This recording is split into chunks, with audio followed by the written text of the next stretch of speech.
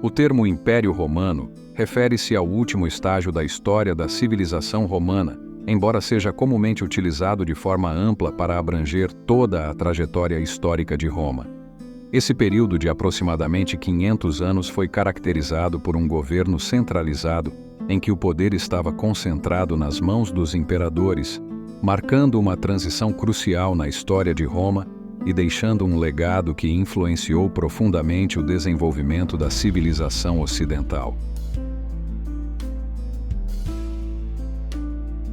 No século I a.C., a República Romana encontrava-se em um período de grande turbulência, levantando dúvidas sobre a continuidade do seu modelo de governo.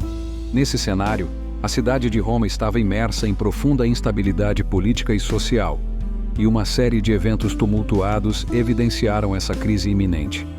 Entretanto, nesse período conturbado, Roma estava no auge de seu poder, resultado das bem-sucedidas campanhas de conquista da República Romana, que haviam estendido suas fronteiras para terras distantes.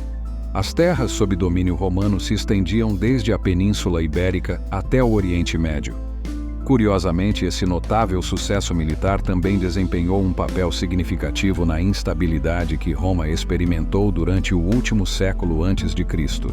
Isso ocorreu devido ao fato de que os generais romanos se tornaram figuras de grande influência e começaram a cobiçar o poder político. Um exemplo disso é a ditadura de Lúcio Cornélio Sulla, que ilustra as ambições de alguns líderes militares romanos em assumir o controle do Estado. A sociedade romana enfrentava graves questões de desigualdade social, com a parcela de plebeus cada vez mais oprimida pela minoria de patrícios detentores de terras e riquezas. Muitos soldados que haviam sacrificado suas terras e se empenhado em batalhas viram-se privados de suas propriedades e não foram devidamente recompensados por seus serviços. Essas tensões sociais atingiram um ponto crítico, como evidenciado nas reformas propostas pelos irmãos Graco e pela revolta de Espartaco. Júlio César é frequentemente considerado por muitos historiadores como o primeiro imperador de Roma, devido ao seu papel significativo na transformação do sistema político. Sua ascensão ao poder marcou uma ruptura com o modelo republicano estabelecido, uma vez que ele retirou parte da autoridade que tradicionalmente residia no Senado e a concentrou em suas próprias mãos. No ano de 70 a.C., duas personalidades de grande influência na República Romana, Pompeu e Crasso, foram nomeadas para o cargo de cônsul, a posição de maior destaque naquele período. Pompeu, renomado líder militar, havia se destacado em importantes confrontos, incluindo a luta contra Espartaco. Por outro lado, Crasso era conhecido por sua vasta riqueza e recursos financeiros consideráveis, que lhe conferiam uma posição de destaque na sociedade romana. No ano de 60 a.C., Júlio César iniciou negociações com Crasso e Pompeu, com o objetivo de formar uma aliança que lhes permitisse cogovernar a República Romana. Essa coalizão, embora informal em sua origem, foi posteriormente reforçada e consolidada. Nesse mesmo período, Júlio César ascendeu à posição de cônsul da República e utilizou seu poder para promover os interesses de Pompeu e Crasso, solidificando ainda mais sua influência política no cenário romano. Júlio César, Crasso e Pompeu empregaram seu poder para promover seus próprios interesses, dividindo entre si responsabilidades específicas dentro da República Romana, formando assim uma união política que ficou conhecida como o Primeiro Triunvirato. No ano de 53 a.C., ocorreu a trágica morte de Crasso durante a Batalha de Carras, um conflito em que suas tropas enfrentaram o Império Parta. Com a perda de Crasso, a disputa pelo poder entre Pompeu e Júlio César se intensificou. Entretanto, esse rompimento nas relações entre esses dois líderes já estava em curso desde o ano de 54 a.C., quando Júlia, a filha de Júlio César e esposa de Pompeu, faleceu. Com o deterioramento das relações entre Pompeu e Crasso, tornou-se evidente que uma guerra estava à beira de eclodir. Pompeu angariou o apoio do Senado em sua empreitada, porém Júlio César, que havia passado anos consolidando seu poder na Gália, emergia como uma figura militarmente mais influente, financeiramente mais abastada e desfrutando de grande popularidade entre o povo romano. O agravamento das tensões culminou no início de uma guerra civil entre as forças de Pompeu e as de Júlio César. A guerra civil se tornou uma inevitável medida, uma vez que Pompeu mobilizou o Senado romano com o objetivo de compelir Júlio César a renunciar ao controle das províncias que comandava e às tropas sob seu comando, uma exigência que Júlio César não estava disposto a atender. A guerra teve início quando Júlio César retornou com seu exército à Península Itálica, cruzando o rio Rubicão, que demarcava a fronteira entre a Gália e a Itália. Pompeu, confrontado com a avançada de Júlio César, optou por abandonar Roma no ano de 49 a.C., dando início a uma perseguição por parte de César em busca de seu rival político e militar.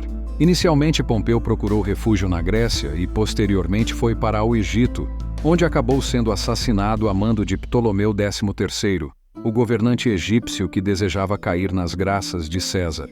Dessa forma, Júlio César se tornou o primeiro líder autocrático em Roma, detendo amplos poderes. Entretanto, seu período de governo foi relativamente breve, uma vez que ele foi assassinado, vítima de um complô político orquestrado pelo Senado romano. Em 44 a.C., Júlio César foi vítima de um assassinato planejado por alguns membros do Senado romano, com destaque para Marco Júnior Bruto e Caio Cássio Longino.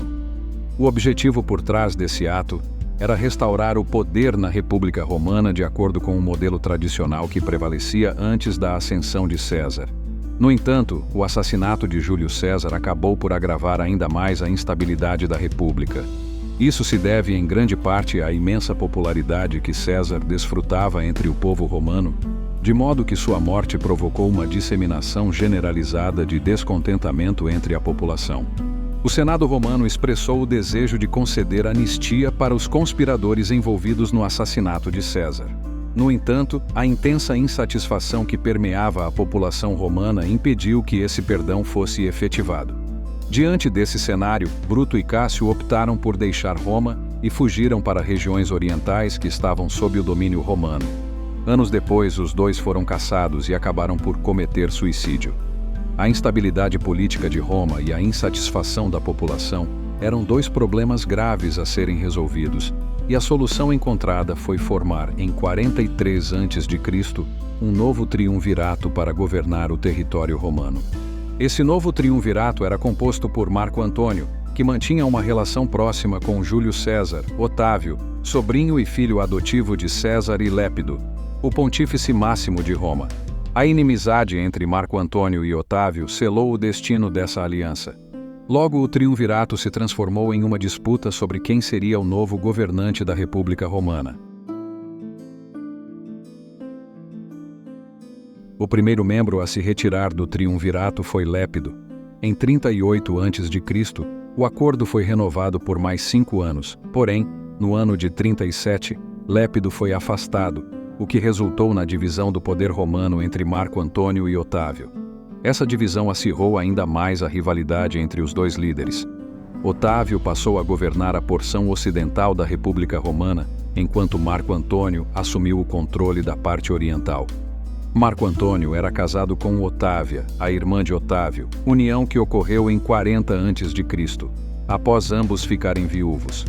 Entretanto, em 32 a.C., Marco Antônio repudiou Otávia, forçando-a a deixar sua residência, a fim de se casar com Cleópatra, a rainha do Egito.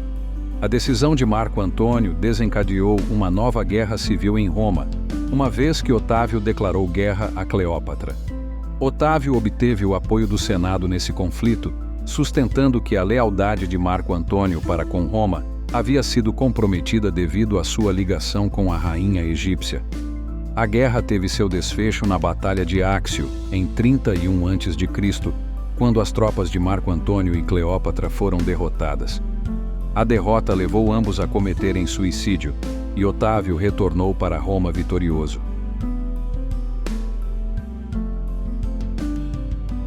A vitória na guerra conferiu a Otávio uma posição de extrema influência em Roma. Ele detinha um considerável poder militar e desfrutava de apoio popular substancial. Como resultado, o Senado romano viu-se compelido a ceder parte de seus poderes a Otávio, o que por fim culminou em sua ascensão ao título de imperador romano. Otávio foi designado como Princeps Senatus, que significava o primeiro dos senadores. Essa posição conferia a ele significativos poderes políticos e autoridade sobre o Senado romano. Ademais, ele também foi nomeado como comandante em chefe das Forças Armadas Romanas, um posto conhecido como imperator. Além disso, Otávio recebeu o título honorífico de Augusto, o que significa escolhido dos deuses, o elevando a uma figura de grande importância e reverência, até mesmo dentro da religião romana. Essas designações e títulos consolidaram a posição de Otávio como o governante supremo de Roma e marcaram o início do período do Império Romano, com ele governando sob o nome de Augusto.